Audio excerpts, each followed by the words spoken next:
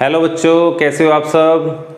Welcome to our study channel blueprint digital. मैं सचिन शर्मा, आपका physics teacher. Chapter अध्याय हमारा 4 चल रहा है। तो इसमें हमें क्या पढ़ना रह गया था, प्रकीर्णन, जो कि हमने पिछले वीडियो में आपको बता दिया था कि इसमें हमारा प्रकाश का प्रकीर्णन का टॉपिक हमारा रहेगा। तो प्रकाश का प्रकीर्णन होता क्या है, क्या जानते हो प्रकाश के प्रकीर्णन से, क्या समझते हो कि प्रकीर्णन होता क्या है। अभी तक हमने पुराने लेक्चर्स में क्या देखा, अपवर्तन हमने पढ़ा, प्रकाश का वर्ण विक्षेपण पढ़ा और हमने प्रिज्म पढ़े, उसमें प्रिज्म के द्वारा अपवर्तन पढ़ा। ठीक है, तो उसमें हमने इंद्रधनुष का बनना देखा कि इंद्रधनुष किस प्रकार से बनता है, और वहाँ पर जो बूंदें जो थी, जो जिन बूंदों पर पड़कर प्रकाश इंद्रधनुष का निर्माण करता है, वो बूंदें प्रिज्म की भांति व्यवहार करके उन बूंदों से कलर्स निकालती हैं, रंग निकालती हैं। ठीक है, तो यहाँ पर अब क्या है हमारा प्रकाश का प्रकीर्णन। प्रकाश का प्रकीर्णन होता क्या है, तो जब प्रकाश किसी ऐसे माध्यम से गुजरता है, प्रकाश किसी माध्यम से गुजरता है और उसके कण, जो माध्यम के कण वो इतने छोटे होते हैं कि जो प्रकाश की तरंग दैर्घ्य है, जैसे कि आप ये देखो कि हमने कलर्स कौन कौन से बताए आपको, यही तो कलर्स बताए हमने आपको अब तक कि प्रकाश में कौन कौन से कलर्स होते हैं, ये होते हैं। प्रकाश विभिन्न रंगों का मिश्रण है, विभिन्न रंगों की किरणें उसमें होती हैं। तो उसमें जो किरणें होती हैं वो ये होती हैं, यानी कि वॉयलेट यानी कि आपका बैंगनी रंग, इसी प्रकार से जामुनी होता है, ये नीला होता है ब्लू, ये हरा होता है ग्रीन, येलो यानी कि पीला, ऑरेंज यानी कि संतरी रंग, और आपका रेड यानी कि लाल रंग। तो इस प्रकार से ये कलर्स होते हैं। वैसे जो प्रकाश है वो श्वेत होता है, परंतु ये कलर्स उसके अंदर होते हैं, तो वो वर्ण विक्षेपण के द्वारा हमें दिखाई देते हैं। तो प्रकाश का प्रकीर्णन हम वो बता रहे थे। तो जब प्रकाश किसी ऐसे माध्यम से गुजरता है कि जब उनके जो माध्यम के कण होती है, माध्यम के जो कण होते हैं, कणों का आकार वो इन रंगों की तरंग दैर्घ्य से कम होता है, बहुत कम होता है, यानी कि इनकी तरंग दैर्घ्य ज़्यादा बड़ी होती है उनसे, और वो क्या होता है, वो कण जो होता है वो बहुत छोटा होता है।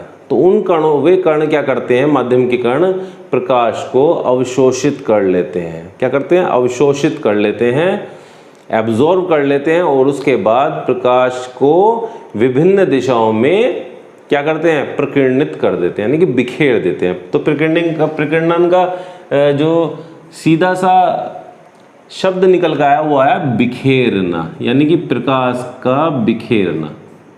यदि प्रकाश को बिखेर दिया जाए तो उसे कहते हैं हम प्रकीर्णन।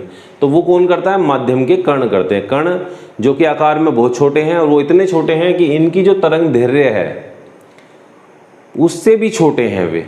तो वो कण इस प्रकाश को, सूर्य के प्रकाश को अवशोषित करते हैं, उसके बाद उन्हें विकिरित करते हैं अलग अलग दिशाओं में। तो इस प्रकार जो प्रकाश के विकिरित करने की जो घटना है उसको हम प्रकाश का प्रकीर्णन कहते हैं। आगे समझ में एक तरह से और मैं इसको समझा सकता हूँ आपको कि जब प्रकाश माध्यम के किसी कण पर पड़ता है तो वो कण क्या करता है, प्रकाश को शोषित कर लेगा, उसके बाद वो दोलन करने लग जाता है। प्रकाश जब उस पर पड़ेगा तो प्रकाश उस कण के अंदर चला जाएगा, और वो कण क्या करेगा, कंपन करने लगेगा। तो कण कंपन कैसे करता है, इस प्रकार से कंपन करता है। तो जब कण कंपन करेगा, तो मान लीजिए कण कंपन की इस स्थिति में यहाँ है, दूसरी स्थिति में यहाँ है, तीसरी स्थिति में यहाँ है, चौथी स्थिति में यहाँ है। तो इस प्रकार कण क्या करता है, कंपन करता है, और कंपन करते करते करते करते वो प्रकाश को छोड़ देता है, यानी कि यहाँ उसने प्रकाश को अपने अंदर ले लिया, अब्जॉर्व कर लिया, अवशोषित किया, और यहाँ पर आते आते जब उसका कंपन समाप्त होता है तब वो उस प्रकाश को छोड़ देता है। तो इसी घटना को, और जब एक कण ने छोड़ा प्रकाश तो ऐसे ही असंख्य कण होते हैं, और जब वे सारे कण एक साथ प्रकाश को अलग अलग दिशाओं में छोड़ते हैं तो उसको हम प्रकाश का प्रकीर्णन कहते हैं। तो यही घटना प्रकाश का प्रकीर्णन कहलाती है। अब इसमें बात यह आती है कि जो लाल रंग होता है, लाल रंग की तरंग दैर्घ्य 7500 एंगस्ट्रॉम होती है। लाल रंग की तरंग दैर्घ्य कितनी होती है, 7500 एंगस्ट्रॉम होती है। ये एक स्पेक्ट्रम होता है, इसे बोलते हैं सूर्य का स्पेक्ट्रम, उस स्पेक्ट्रम में जब लाल रंग की तरंग होती है वो 7500 एंगस्ट्रॉम की होती है, और जबकि ये जो वॉयलेट बैंगनी रंग होता है इसकी तरंग 4000 एंगस्ट्रॉम होती है। और सोचिए ये तो बहुत छोटी संख्या है, क्योंकि एंगस्ट्रॉम कितना होता है, एंगस्ट्रॉम का मतलब होता है 4000 गुणा 10 की पावर -10 मीटर, -10, 10 की पावर भी वो भी -10। तो कितनी छोटी संख्या होगी ये, इतनी मतलब इतने मीटर का तरंग का प्रकाश, और उससे भी छोटा कण होता है जो इसे अवशोषित करके इसको विकिरित करता है। तो ये बहुत छोटे कणों पर ये जो है प्रकाश का प्रकीर्णन होता है। तो बाकी तरंग क्या होंगी, इनके बीच में होती हैं, यानी कि 4000 एंगस्ट्रॉम से लेकर 7500 एंगस्ट्रॉम के बीच की तरंग होती हैं। तो जिसकी तरंग ज़्यादा होती है वो प्रकाश कम प्रकीर्णित होता है, यानी कि लाल रंग क्या होगा, सबसे कम प्रकीर्णित होगा, लाल रंग का प्रकीर्णन सबसे कम होगा, सबसे कम, और बैंगनी रंग का प्रकीर्णन, इस रंग का प्रकीर्णन सबसे ज़्यादा होगा। सबसे ज़्यादा प्रकीर्णन किसका हुआ, बैंगनी रंग का, और सबसे कम प्रकीर्णन किसका होता है, इसका होता है। ठीक है, इसी वजह से हमें आकाश जो है वो नीला दिखाई देता है। आपने देखा है आकाश हमें नीला दिखाई देता है, क्यों दिखाई देता है, क्योंकि बैंगनी रंग का प्रकीर्णन सबसे ज़्यादा होता है। परंतु बैंगनी रंग की जो तीव्रता होती है वो नीले प्रकाश से कम होती है, नीला प्रकाश की तीव्रता ज़्यादा होती है। जैसे कि आप एलईडी वाले बल्ब लेकर आते हो, तो एलईडी वाले बल्ब में 5 वाट से लेकर 50 वाट तक के बल्ब आते हैं। तो 5 वाट की जो तीव्रता होती है वो कम होती है, क्योंकि वो कम रोशनी देता है, और जो 50 वाट की ज़्यादा रोशनी देता है। तो इसी प्रकार से जो बैंगनी रंग होता है उसकी तीव्रता ब्लू यानी कि नीले रंग से कम होती है। प्रकाश के स्पेक्ट्रम में, सूर्य के स्पेक्ट्रम में इसकी तीव्रता ज़्यादा होती है, इसकी तीव्रता कम होती है। तो इसका ज़्यादा प्रकीर्णन होने के बावजूद भी ये कलर हमें ज़्यादा दिखाई देता है। ठीक है, तो इसलिए ब्लू दिखाई देता है, तो इसका मतलब आकाश हमें नीला दिखाई देता है। तो ये अभी आगे चीज़ें आएंगी, आगे मैं समझाऊंगा और अच्छी तरह से कि कैसे होता है ये। तो अब हम देखते हैं लॉर्ड रेले का नियम। तो लॉर्ड रेले ने एक नियम दिया, क्या दिया, इन्होंने कहा कि जब कोई प्रकाश प्रकीर्णित होता है तो उस प्रकाश की तीव्रता प्रकाश की तरंग दैर्घ्य के चतुर्थ घात के व्युत्क्रमानुपाती होती है। यानी किसी कण द्वारा प्रकीर्णित प्रकाश की तीव्रता उसकी तरंग दैर्घ्य की चतुर्थ घात के व्युत्क्रमानुपाती होती है, जबकि कण का आकार कितना है, प्रकाश की तरंग दैर्घ्य की तुलना में बहुत छोटा है। तो प्रकाश की तीव्रता क्या ली गई, आई ली गई, तीव्रता आई ली गई, और आई जो है वो किसके हो गए, तरंग दैर्घ्य की चतुर्थ घात, तरंग दैर्घ्य की चतुर्थ घात के व्युत्क्रमानुपाती। व्युत्क्रमानुपाती का मतलब होता है कि ये अनुक्रमानुपाती का निशान लगा देते हैं और 1/, में ये चला जाता है तरंग दैर्घ्य। तो तरंग दैर्घ्य जो तीव्रता होती है वो इसके अनुक्रमानुपाती होती है। तो इससे आप ये भी अंदाज़ा लगा सकते हो कि लाल रंग की तरंग दैर्घ्य क्या थी, सबसे ज़्यादा थी। जो सबसे ज़्यादा नीचे रखा जाएगा यहाँ पे तरंग दैर्घ्य की जगह, तरंग दैर्घ्य सबसे ज़्यादा वाला जो प्रकाश कौन सा है, जो हमारा लाल रंग है। तो लाल रंग जब नीचे ज़्यादा होगा तो तीव्रता कम आएगी, यानी कि प्रकीर्णन कम होगा। और जब तरंग दैर्घ्य क्या होगी, कम होगी, यानी जैसे कि बैंगनी की कम होती है, तो जब कम मान रखा जाएगा तो ये ज़्यादा हो जाएगा, तीव्रता ज़्यादा होगी, इसका मतलब प्रकीर्णन भी ज़्यादा होगा। तो इस प्रकार लॉर्ड रेले ने ये नियम दिया, और इनके अनुसार ही, लॉर्ड रेले के नियम के अनुसार ही कई परिघटनाएँ समझाई गई। तो परिघटनाएँ क्या हैं वो हम देखते हैं। तो बच्चों कुछ परिघटनाएं हैं जो कि प्रकीर्णन पर आधारित हैं, प्रकाश के प्रकीर्णन पर आधारित, वो क्या क्या हैं वो थोड़ा देख लेते हैं। तो इसमें आता है आकाश का नीला दिखाई देना। तो मैंने अभी थोड़ी देर पहले बताया भी था आपको कि आकाश किस प्रकार से नीला दिखाई देता है। तो आकाश का नीला दिखाई देना इस तरह से आप समझ सकते हो कि जब प्रकाश सूर्य से चलकर पृथ्वी तक पहुँचता है तो वो वायुमंडल से होकर गुजरता है। जो पृथ्वी का वायुमंडल है उसमें से होकर गुजरता है। वो वायुमंडल में क्या होते हैं, बहुत सूक्ष्म कण होते हैं जो कि आंखों से हमें नहीं दिखाई देते हैं। तो उन कणों द्वारा प्रकाश का प्रकीर्णन हो जाता है। अब क्योंकि सूर्य के प्रकाश में ऐसा होता है, तो जब वो प्रकाश वायुमंडल से गुजर कर आता है तो जो सबसे ज़्यादा तरंग दैर्ध्य वाला प्रकाश होता है जो कि लाल, उसका प्रकीर्णन कम होता है, क्योंकि लॉर्ड रेले ने हमें सूत्र क्या बताया है कि प्रकीर्णित प्रकाश की तीव्रता ये होता है 1/λ4 के अनुक्रमानुपाती, यानी कि λ4 के व्युत्क्रमानुपाती ये होता है। यानी कि प्रकीर्णित प्रकाश कौन सा है, उसकी तीव्रता ये है। तो लाल रंग जो होता है उसका प्रकीर्णन कम होता है, जबकि बैंगनी रंग का प्रकीर्णन ज़्यादा होता है। जैसे कि हमने अभी क्या बताया था आपको, विबग्योर में आपका बैंगनी रंग ये हो गया और लाल रंग ये हो गया, ये आपका बैंगनी है और ये आपका नीला रंग है और ये आपका क्या है, लाल रंग। तो लाल रंग का तरंग दैर्ध्य ज़्यादा है तो ज़्यादा नीचे रखा जाएगा मान, तो ये आई का मान कम आएगा, और जब ये कम मान रखा जाएगा λ4 की जगह तब ये आई का मान ज़्यादा आएगा। तो कम मान किसका है, बैंगनी रंग का। तो इसी प्रकार के सारे रंग जो होंगे वो प्रकीर्णित हो जाएंगे, सारे रंग ही प्रकीर्णित हो जाएंगे। अब क्योंकि बैंगनी रंग के जो नीला रंग है वो बैंगनी रंग के पास में है, यानी कि जो रंगों की जो क्या होती है, सूर्य का स्पेक्ट्रम होता है, तो सूर्य के स्पेक्ट्रम में इस प्रकार से रंगों की पट्टियाँ होती हैं, इस प्रकार से रंगों की पट्टियाँ होती हैं। जैसे कि समझ लो ये पहली पट्टी है, ये दूसरी पट्टी है, तीसरी पट्टी है, चौथी पट्टी है, पांचवी पट्टी है, छठी और सातवीं पट्टी। तो इस प्रकार से सूर्य का ये स्पेक्ट्रम होता है। क्या होता है ये, सूर्य का स्पेक्ट्रम।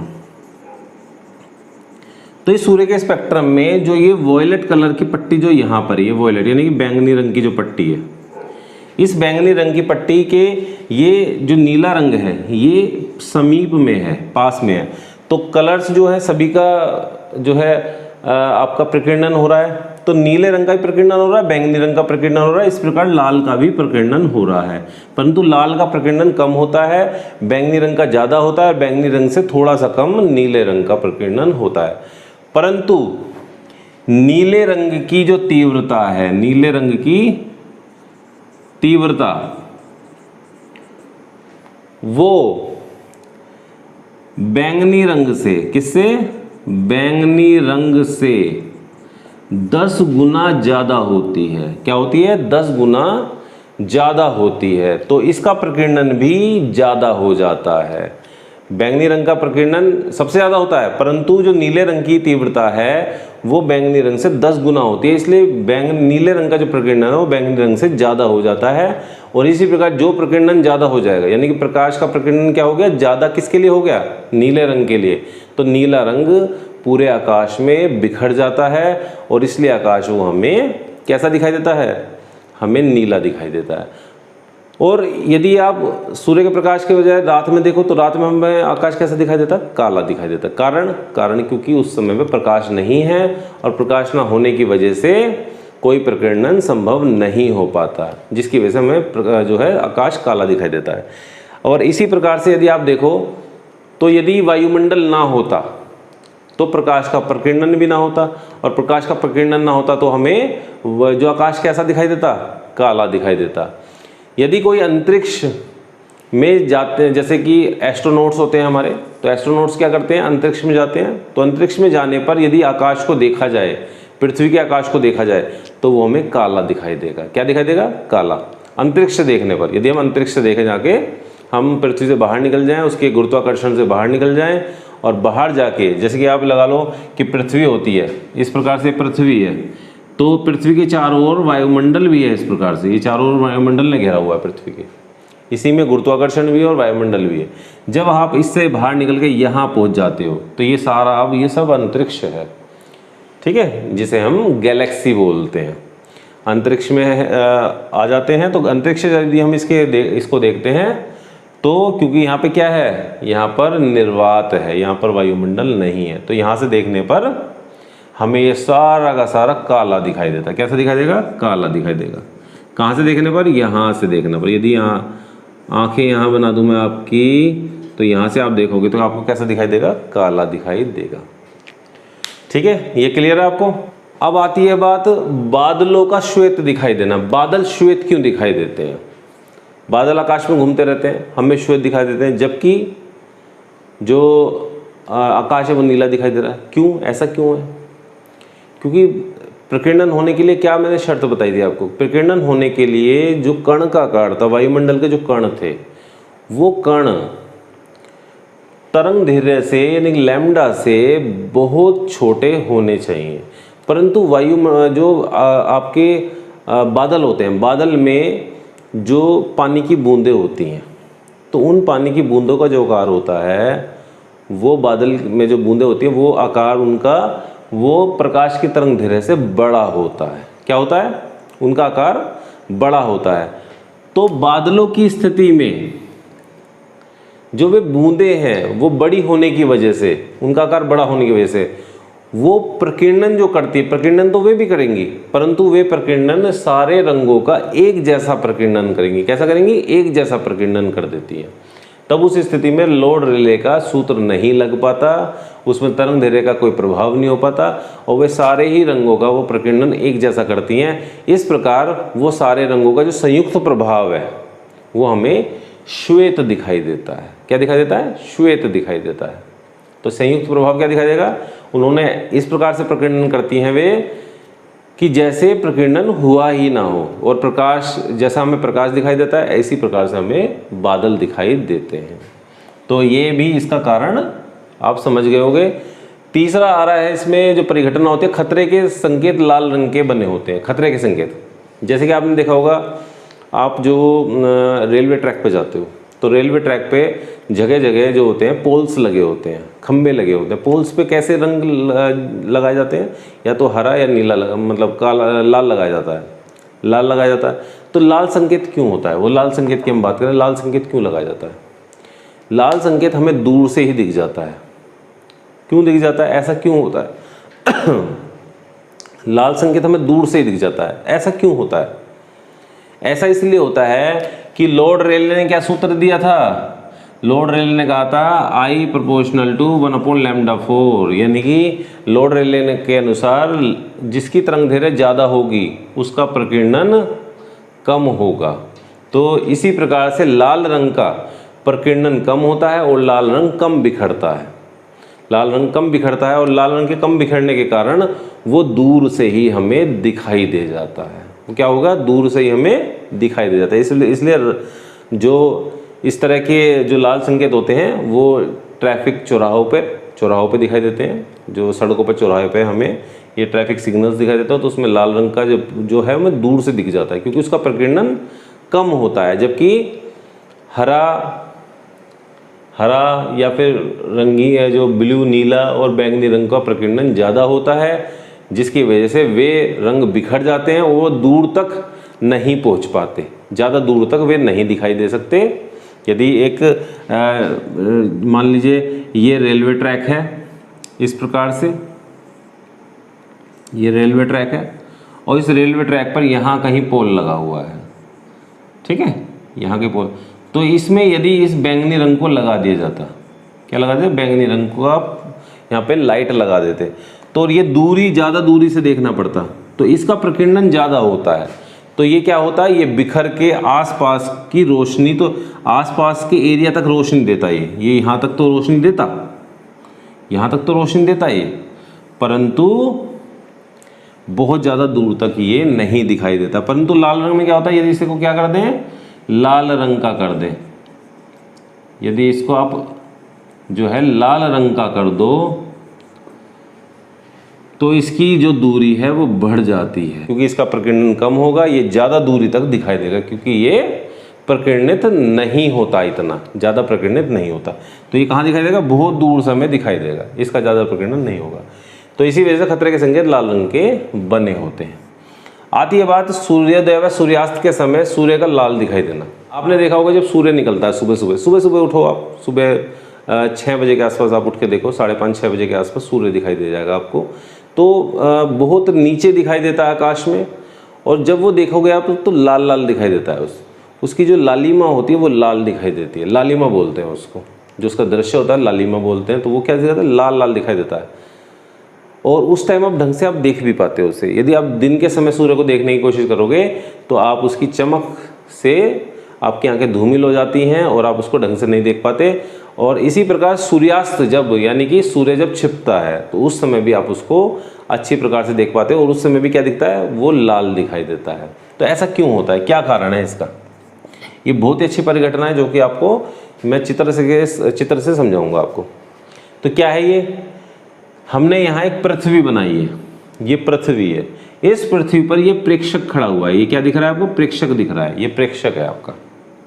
तो ये खड़ा हुआ है यहाँ पे, और जो पृथ्वी की समांतर, ये पृथ्वी के जहाँ प्रेक्षक खड़ा है, यहाँ से एक जाने वाली जो रेखा होगी, ये क्या कहलाएगी, क्षितिज, क्षितिज कहलाएगी। यदि क्षितिज से नीचे सूर्य चला जाता है तो दिखाई नहीं देता, दिखाई देना बंद हो जाता है अभी। जबकि ऐसा नहीं होता कि सूर्य ना दिखाई दे, सूर्य ये हमारी पृथ्वी के घूमने की वजह से दिखाई नहीं देता। हमारी पृथ्वी क्या अपनी अक्ष पर घूम रही है, ऐसे घूम रही है, तो वो सूर्य के जब सामने उसका हिस्सा आता है तो हम दिखाई दे, हमें सूर्य दिखाई देता है। जब हम पीछे का हिस्सा आ जाता है पृथ्वी का, तो वो हमें दिखाई नहीं देता, यानी कि भारत में सूर्य नहीं दिखाई देता, जबकि और कुछ देशों में सूर्य उस टाइम पे दिखाई देता है। जैसे कि लंदन में आप देखो तो जिस टाइम पे हमें सूर्य नहीं दिखाई दे रहा होता है, यहाँ पे हमारे यहाँ रात होती है, वहाँ पर दिन होता है, ठीक है, दिन होता है। हमारे यहाँ के समय में और उनके समय में लगभग 5 घंटे का फर्क है। तो पृथ्वी की या क्षितिज दिखा दिया गया आपको। यहाँ प्रेक्षक खड़ा है और प्रेक्षक के सामने 2 स्थितियां दिखाई गई हैं, जैसे कि एक मध्याह्न के समय सूर्य की स्थिति, यानी कि सूर्य कहाँ है, मध्याह्न, यानी कि दिन के 12 बजे के आसपास का समय। जब सूर्य कहाँ होता है, बिल्कुल सर पे होता है, सर पे होता है प्रेक्षक के। तो सर पे है, तो ये वायुमंडल दिखाया गया है, ये पृथ्वी का ये वायुमंडल है, ये आपको डॉटेड लाइन दिखाई गई, ये वायुमंडल है। तो यानी इसके अंदर, पृथ्वी के अंदर का ऊपर का ये वायुमंडल है। तो पृथ्वी पर प्रेक्षक खड़ा है, ये वायुमंडल है। तो जो ये किरण जाती है, सूर्य से आने वाली किरण ये प्रेक्षक तक पहुंचती है, तो ये वायुमंडल में न्यूनतम दूरी तय करती है। क्या करती है, न्यूनतम दूरी तय करती है, क्योंकि ये बिल्कुल सर पे होती है और ये न्यूनतम दूरी तय करती है। और जो ये वाला यहाँ जब प्रेक्षक की आंखों के सामने, लगभग पृथ्वी के सामने की तरफ सूर्य आ जाता है, इस तरह से क्षितिज के पास आ जाता है सूर्य, तब उस समय ये दूरी जो होती है ये अधिक तय करनी पड़ती है। यानी जब सूर्य से प्रकाश किरणें पहुंचेंगी तो वायुमंडल में घुसेंगे हमारे, तो वायुमंडल घुसने के बाद ये दूरी होगी, ये ज़्यादा होती है और काफ़ी ज़्यादा होती है, इसके मुकाबले ज़्यादा होती है, इसकी तुलना में ज़्यादा होती है। तो ये दूरी जब तय करता है, तब यहाँ पे भी रेले का सूत्र लग जाता है 1/λ/4, और यहाँ पर बैंगनी रंग का प्रकीर्णन ज़्यादा होगा और सूर्य और लाल रंग का प्रकीर्णन कम होने के कारण, लाल रंग का प्रकीर्णन कम होता है इस स्थिति में, क्योंकि दूरी ज़्यादा चलनी पड़ रही है, लाल रंग का प्रकीर्णन कम हो रहा है। बैंगनी रंग का प्रकीर्णन क्योंकि ज़्यादा होता है, तो ज़्यादा दूरी चलेगा जब वो वायुमंडल में, तो उसका प्रकीर्णन होकर वो बिखर जाएगा। क्या होगा, वो बिखर जाएगा। यहाँ पर सूर्य का प्रकाश ज़्यादा दूरी नहीं चलता, तो यहाँ पर बैंगनी रंग या नीला रंग आप कह लो, नीले रंग का प्रकीर्णन ज़्यादा होने के कारण हमें नीला आकाश दिखाई देता है। और यहाँ पर जब सूर्य दिखाई देगा तो उससे जो आने वाली किरणें हैं उसमें लाल रंग का प्रकीर्णन कम होगा और लाल रंग हमें सीधा दिखाई देगा सूर्य का। तो इसलिए हमें सूर्य जो है उस समय पे लाल दिखाई देता है, क्योंकि प्रकीर्णन इसका कम होगा, इससे आने वाली लाल किरणों का उसका प्रकीर्णन कम होगा। लाल रंग का प्रकीर्णन कम होने के कारण ये हमें लाल दिखाई देता है। तो इस प्रकार से ये सारी प्रकीर्णन की स्थितियाँ हैं। तो ये टॉपिक बहुत अच्छा था, ये बहुत सारी परिघटनाएं मैंने आपको बताई, क्या क्या परिघटनाएं होती हैं। तो आज का हमारा ये टॉपिक यहीं ख़त्म होता है बस। और ये इसके साथ ही, इस टॉपिक के साथ ही ये चैप्टर भी, चैप्टर नंबर 4 ये फिनिश हो जाता है, ख़त्म हो जाता है चैप्टर 4। तो अध्याय 4 हमारा ख़त्म। अध्याय 5 में हम चलेंगे, जिसमें हम आपको ऑप्टिकल इंस्ट्रूमेंट्स पढ़ाएंगे। क्या पढ़ाएंगे, ऑप्टिकल इंस्ट्रूमेंट्स। यानी कि ऑप्टिकल इंस्ट्रूमेंट्स में एक तो आपका नेत्री आ जाता है, यानी कि आँखें, आपकी आँखें ही आ जाती हैं। तो आँखें भी बहुत इम्पोर्टेंट रोल प्ले करती हैं हमारी डेली लाइफ में। और आँखों से हमें क्यों देख पाते हैं, क्योंकि इसमें प्रकाश जाता है वस्तु से टकराकर और वस्तुएं हमें दिखाई देती हैं। हमारे आँखों की रेटिना पर प्रतिबिंब बनता है, जिसके कारण हमें दिखाई देती हैं। तो वो नेत्र पढ़ेंगे, साथ में दूरदर्शी, परावर्तक दूरदर्शी और अपवर्तित दूरदर्शी, टेलीस्कोप्स वगैरह हम लोग उसमें पढ़ेंगे। बहुत इंपॉर्टेंट चैप्टर है, आपको हमारे से जुड़े रहना है। और नेक्स्ट वीडियो में हमारे साथ कंटिन्यू करना है। तो टिल देन गुड बाय, और आप हमारी वीडियो को लाइक सब्सक्राइब करना ना भूलें और नेक्स्ट वीडियो में हमारे साथ कंटिन्यू करें। Thank you very much.